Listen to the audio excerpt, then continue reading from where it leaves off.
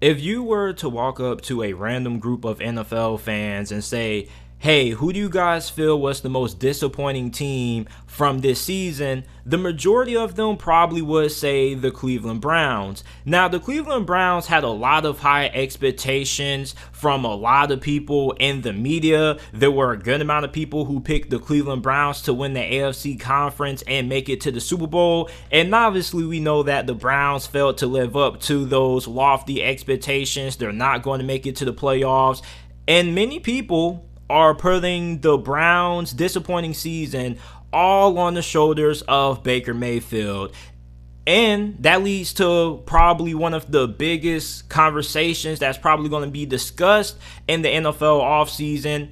Is going to be, what is Baker Mayfield's future with the Cleveland Browns? Now, when it comes to this discussion, there's not really a lot of fair objectivity. You have a lot of people who don't like Baker Mayfield, who are Baker Mayfield critics, and you have a lot of Baker Mayfield fans who are diehard Baker Mayfield fans. And I feel like, the feelings of both parties are heavily involved. Nobody's really looking at this thing objectively. Everybody's just looking at this thing based on how they feel about Baker Mayfield. When you look at the majority of the national media, guys like Colin Cowherd, who weren't really big on Baker Mayfield, don't really like his character, don't really like his personality, they put the Browns' failed season all on his shoulders. They basically say, hey, the Browns missed the playoffs all because of Baker Mayfield. And then you have the Baker Mayfield diehards who say, it wasn't Baker Mayfield's fault. So when I look at this argument and you try to assess this thing, you look at the Baker Mayfield critics. Okay, they're going to say, well, Baker Mayfield shouldn't be brought back. He's not a good quarterback. He's inaccurate, makes bad decisions, and that is understandable. Some people do question his leadership abilities. I don't think he's a bad leader at all. And then you have the diehard Baker Mayfield fans who defend Baker Mayfield, and their main premise of their argument is that we need to give Baker Mayfield another opportunity, and Baker Mayfield should come back because he's the best quarterback that the Browns have ever had. Now, it is pretty fair to say that Baker Mayfield probably is the best quarterback in Browns history, but I don't really think that's saying that much because the Browns haven't really had any great quarterbacks. But Baker Mayfield probably has been the best QB that the Browns have had in a while. He's probably brought the most stability to the position that they haven't seen in some years. Then you look at, what Baker Mayfield fans used to say at the start of the year to defend Baker Mayfield. They used to say, man, it's Odell Beckham is holding Baker Mayfield back. Baker Mayfield is struggling because he's trying to force feed Odell Beckham the ball. Well, the Cleveland Browns ended up releasing Odell Beckham. Odell Beckham got signed by the Los Angeles Rams. He's having a career resurgence with the Rams, and the Browns and Baker Mayfield still struggled, so couldn't use that anymore.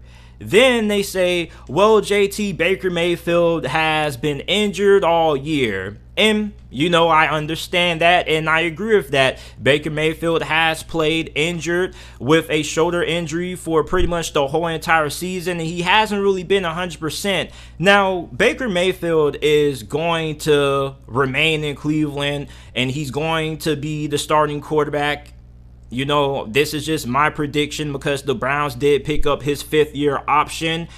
And I'm not going to put all of the blame on Baker Mayfield for why the Browns season went the way that it did, because that would be unfair to him.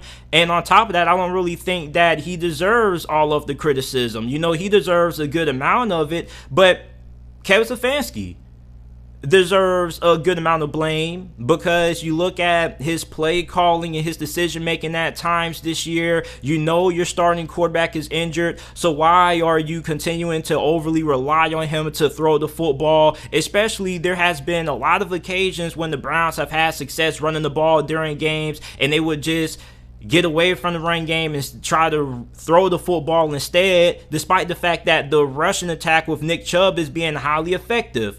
So Kevin Stefanski hasn't really been, the greatest when it comes to handling Baker Mayfield. On top of that, I question why Cleveland would even put Baker Mayfield in a situation to have to play in games when they know he's not even close to being 80%. Now, you can say, well, JT, they feel like Baker Mayfield gives them the best chance to win, so they had to start him. I don't really think that's true, because you look at Case Keenum. Case Keenum won the game for the Cleveland Browns. Okay, and the Browns have been in several positions when Baker Mayfield wasn't able to go, that they had opportunities to win without Baker Mayfield. And Baker Mayfield isn't a great quarterback. He's not a bad quarterback. He's a middle-of-the-pack quarterback. So it's not like a 80% Baker Mayfield gives you a good chance to win. You can make that argument for Aaron Rodgers, Patrick Mahomes, or, one of the better quarterbacks in the league.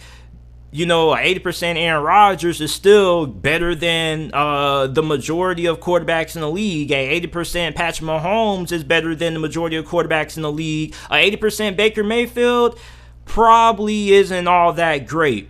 So I'm still figuring out, why the Browns still continue to allow Baker Mayfield to play, despite the fact that they knew he was injured, they knew he was banged up, and they knew that they probably weren't going to get great performances out of him, considering the fact that he was banged up. So why not go ahead and start a guy like Case Keenum, a guy who you have won a game with, to run your offense? And it's not like anything really changes when it comes to Case Keenum and Baker Mayfield, because the Browns' philosophy on offense is running the football and utilizing play action and taking shots downfield. And on top of that, Case Keenum and Kevin Stefanski already have a good connection from their time spent in Minnesota. So the drop off from Baker Mayfield to Case Keenum isn't all that big. They still could have let Baker Mayfield miss a couple of games, let him somewhat heal up from his injury, and they still probably could have been competitive with Case Keenum at quarterback. So I feel like a good amount of blame has to be placed on the shoulders of head coach Kevin Stefanski, because I definitely feel like the Browns mismanaged this situation with Baker Mayfield. They rushed him, they forced him to play through injury, and on top of that,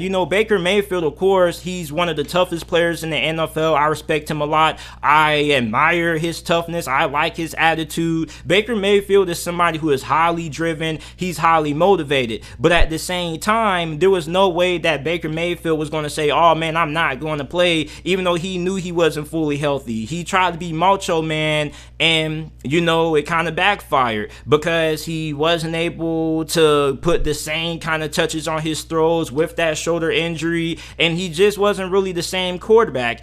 And on top of that, Baker Mayfield, his career in Cleveland has been inconsistent. His rookie season was really good, and then remember, after that, after his rookie season, he had a sophomore slump. Then Kevin Stefanski comes in, he bounces back, and then this season, he's right back down again. So, he's been heavily inconsistent throughout his Cleveland Browns tenure, and that's a big reason why the Cleveland Browns are right now on the fence when it comes to giving Baker Mayfield an extension. And, the fact that, he's trying to get a new contract also probably factors into the reason why he decided to continue to play through his injury, because he was trying to prove to Cleveland that, hey man, I'm the guy, I can get it done, healthy or not healthy, I want my contract extension. So I also feel like that's probably another reason why Baker Mayfield continued to play with the injury that he had. And then on top of that, I also think it would be unfair if we didn't note that the Browns had a stretch during this season where they got hit by injuries and they got hit by COVID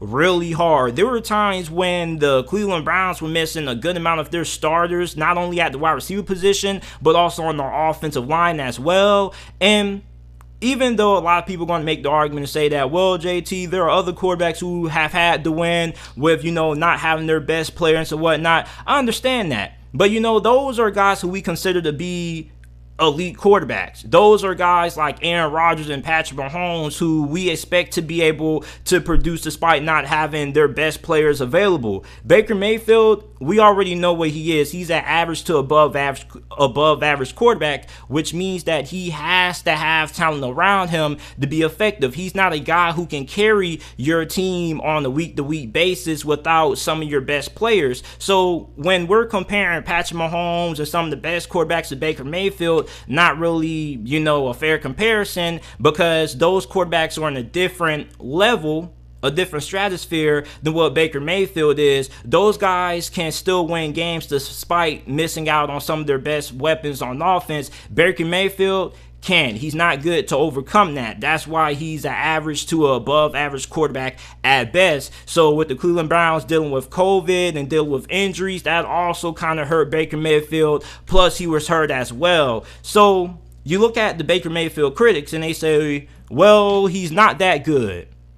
Okay, duh. We knew Baker Mayfield wasn't all that good. We knew what Baker Mayfield was. He, at his best, is a top 12 quarterback. That's his peak. Now, you look at Baker Mayfield moving forward, he's probably going to come back because the Browns have already picked up his fifth-year option. But what are they going to do to the quarterback room?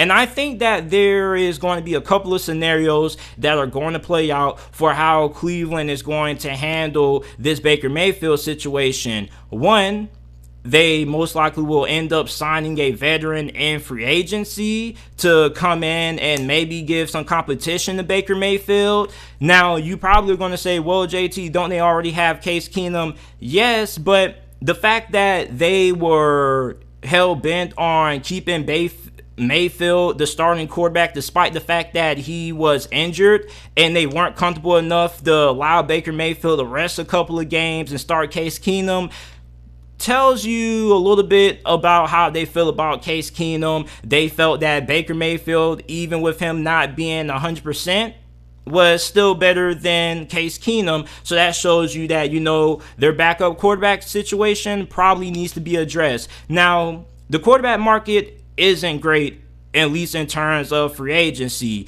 The best available option that you're probably going to have out there in free agency is probably going to be Jameis Winston, and that's if the Saints decide to let him go and they can't re-sign him. So outside of Jameis Winston, there's not a lot of viable free agency options there. Then Cleveland probably could go the route of, trading for, a veteran quarterback. Maybe they trade for a guy like Marcus Mariota.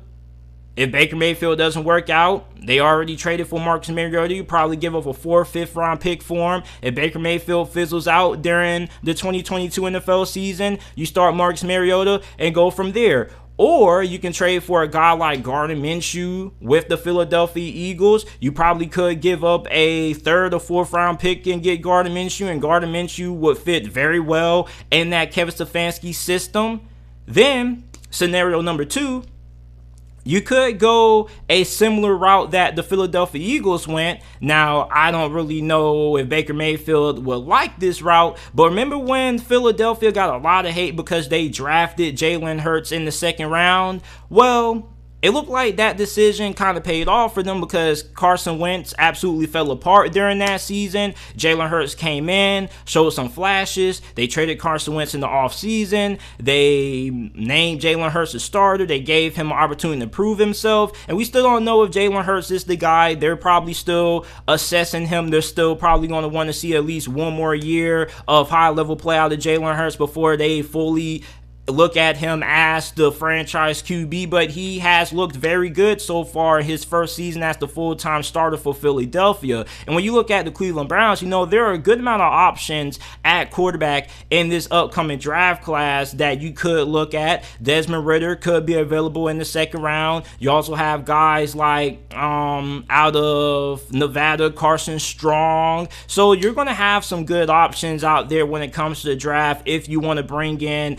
a young rookie quarterback to come in and sit behind Baker Mayfield and challenge him. And if he doesn't play up to expectations, you could end up putting them in. And on top of that, if they perform well, they're going to be on a rookie deal. So you're going to save cap space. You don't have to invest a lot of money into them. Then, okay, the 3rd option, probably they remain with Case Keenum as their backup, and then eventually if Baker Mayfield continues to underperform, they finally give over the reins to Case Keenum. But overall, this is something that's going to be really intriguing to watch, because for the Browns, you need good quarterback play out of Baker Mayfield. You're going to need him to make some throws. You're going to need him to be more accurate. You're going to need him to make better decisions. But I feel like Baker Mayfield probably will bounce back, because that's kind of how his career has been. It's been up and down. He'll have a great year. Next season, he'll have a slump. Then he'll bounce back. Then he'll have a slump again. And then he'll bounce back again. That's kind of what Baker Mayfield has been. And that's the large reason why Cleveland's hesitant on giving him an extension. And also, Baker Mayfield understands what's at risk. He understands that this upcoming, next season, 2022, is probably going to be his last opportunity to show the Browns that he is the guy who can lead this franchise for years to come. He understands that, if he doesn't perform, that he most likely won't get another shot to be the starting quarterback for the Browns in the near future. So he understands what's at stake, and I think that was a large reason why he continued to fight through and play through the injuries, even though he knew in his heart and his soul that he probably wasn't going to be able to get the job done, simply for the fact that how much of a toll the injuries were taking on his body. But I feel like Baker Mayfield definitely will bounce back. I expect him to be the starting quarterback for the Browns going into the 2020 NFL season. They will bring in some competition. I'm pretty sure about that. Now, I would be extremely shocked if this scenario played out and they ended up being heavily aggressive and they traded for a guy like Deshaun Watson and traded away Baker Mayfield in the trade. I'd be surprised if they went out and tried to trade for Aaron Rodgers or Derek Carr or Russell Wilson. I would be extremely shocked, because, then you would have to get rid of Baker Mayfield. I don't really think that the Browns are going to go, that hard when it comes to trying to bring in some competition for Baker Mayfield or trying to upgrade at the quarterback position, because I really do feel like the Browns don't want to get rid of Baker Mayfield. They do like Baker Mayfield, and Baker Mayfield has been, a stabilizing force at the quarterback position for the Browns, and that's why a lot of Browns fans have went so hard when it comes to defending him. But you also have to realize that there has been a lot of games this year when his decision making hasn't been the best. His footwork has been kind of sloppy. So I'm expecting Baker Mayfield to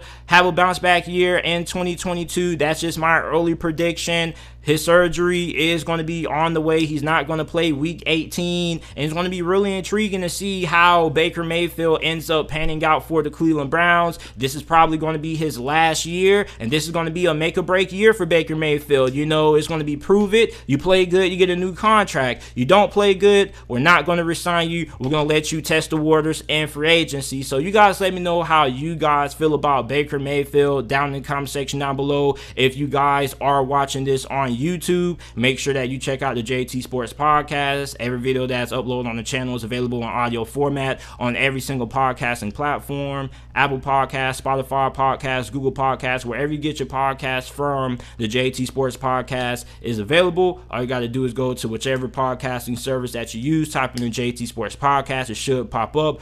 Or you can go to the description, scroll down a little bit, and it will take you to the links to the Apple and Spotify podcast. Make sure that you go ahead and leave a 5-star review, like the video, subscribe to the channel, and I will see you guys with another episode of the JT Sports Podcast.